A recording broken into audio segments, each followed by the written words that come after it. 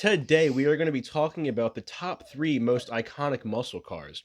And if you were around when these cars came out, get back to the nursing home and prepare for your next game of bingo.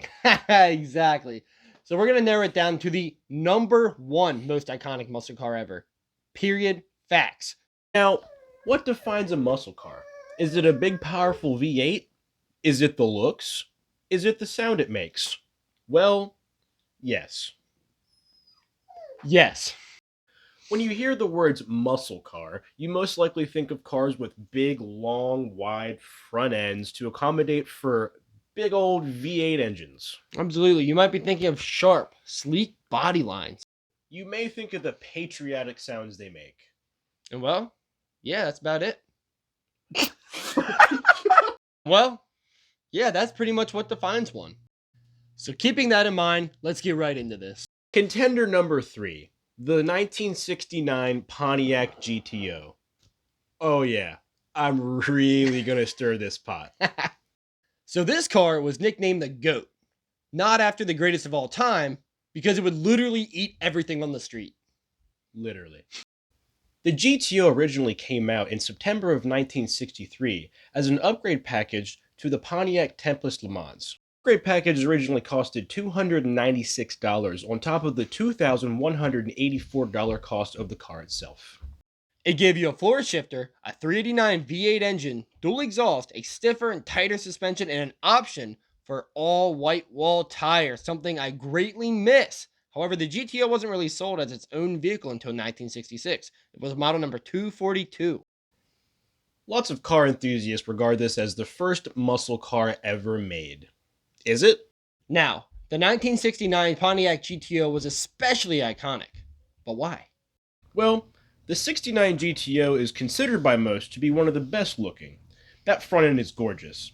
Look at those body lines. Good looks along with a 5.1 second 0 to 60 and a top speed of 147 miles per hour powered a beautiful sounding 350 horsepower Pontiac 400. This car is available with 4 different transmission options. It came standard with a 3-speed manual transmission, had 2 different 4-speed manual transmissions, and it came with 1 2-speed automatic. It's a lot of transmissions. Wow. Buyers also had a choice between a 366 horsepower Ram Air 3 or a 370 horsepower King of the Hill Ram Air 4. And we can't forget the Judge. The Pontiac GTO Judge featured a rear spoiler, stripes, the Judge decals, and a choice between the Ram Air 3 and Ram Air 4 engines. For this time, this car was a bad mamma jamma, and it had it all. That's why the 69 GTO is number 3 on our list of the top 3 most iconic muscle cars ever. Boom! Boom! We are once again going the whole way back to 1969 with the Ford Mustang.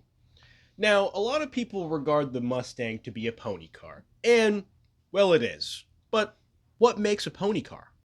Pony cars are smaller, more refined, and have a sportier look. Now, the question is it still considered a muscle car? Well, the Mustang was first made available to the public in April of 1964 at $2,368, or about $22,000 in today's money. An affordable price for young car enthusiasts. Affordability is actually one of the characteristics that makes the Mustang the pony car it is. Some of the features of the Mustang included a long, wide hood, sleek body lines, and a short trunk, or deck lid as some call it, all of which are muscle car characteristics. So what did they do with that long, wide hood? They put a 289 cubic inch, 271 horsepower hypo or high performance V8 in it. That's what. Now, when the Ford Mustang was actually originally released in 1964, it went 0 to 60 in 8.2 seconds and topped out at a blistering 116 miles per hour. Now, mind you, remember, this is 1964. These were pretty incredible numbers for the time. Yeah. Now, mind you, there were much slower 6-cylinder options, just like any other car at the time. But if you ask me, that certainly meets muscle car qualifications. Absolutely. But now let's get back to 69. I love 1969. 69 is great. 69 is fantastic. Yes. The 69 Mustang came with many V8 engine options, the more popular ones being the 302 or the 351 Windsor. But the real big pappy was the Boss 429. 429 cubic inches, that is. Yeah, pony car. Ford reported it to produce 375 horsepower, but many believe it was actually pushing over 500 horsepower. Although this is highly unlikely, it's a really cool story.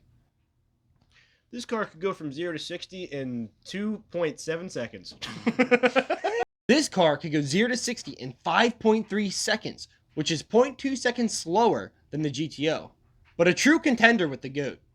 At the end of the day, it's an extremely recognizable and historical car, and many could consider it to be one of the most iconic muscle cars of all time. Absolutely. Now we're at number 1. This car is the absolute grandpappy of all muscle cars. It was the first car to have a high compression 303 cubic inch overhead valve V8 engine. Absolutely. This car had slick body lines, a tough look, and absolutely without a shadow of the doubt paved the way for all modern classics and muscle cars that you know and I know. 135 horsepower, 263 foot-pounds of torque, which was 20% more than most straight-eight motors in 1949. That's right, 1949. It came with a 3-speed Warner T85 manual transmission made by none other than Ford themselves. To put things in perspective, the fastest production car in 49 was a Jaguar XK120 with a 0 to 60 of 9.9 seconds and a top speed of 124 miles per hour. Makes that 12 seconds 0 to 60 not sound so bad. Running from the cops would have been a breeze if you had either of these in 1949. Well, it's the glorious 1949 Oldsmobile Rocket 88.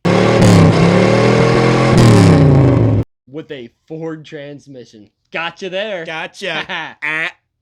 The engine for the Rocket 88 was designed by Charles Kettering, the chief researcher of General Motors, or GM as most people know it. Kettering wanted to make a high compression engine that outperformed a lot of the flathead straight eights of the time. The Rocket 88 came with the deluxe interior trim option that came with chrome and the clock, and if you had an extra $100 or $980 in today's money, you could even have a radio. By the time the mid-50s hit, several other car manufacturers including Pontiac, Dodge, Plymouth, and Lincoln were all using the overhead valve high compression technology that was first used in the Rocket 88. And very quickly, this poor Oldsmobile became forgotten. Can't be denied is the fact that the Oldsmobile Rocket 88 has secured its place in history as America's first muscle car. And to us, that makes it truly iconic. Indeed. Thanks for watching our video. If you learned something, feel free to give us a like and subscribe. Leave a comment. What's your favorite muscle car? Give us some advice. Give us some balls. I don't know. Give us some video ideas. Yeah, throw those in the comments. I got nothing. Yeah, But this was a lot of fun. So if you want to see more cars, more truly iconic American muscle cars, some Japanese imports, what do you want? Let us know. See you guys next time.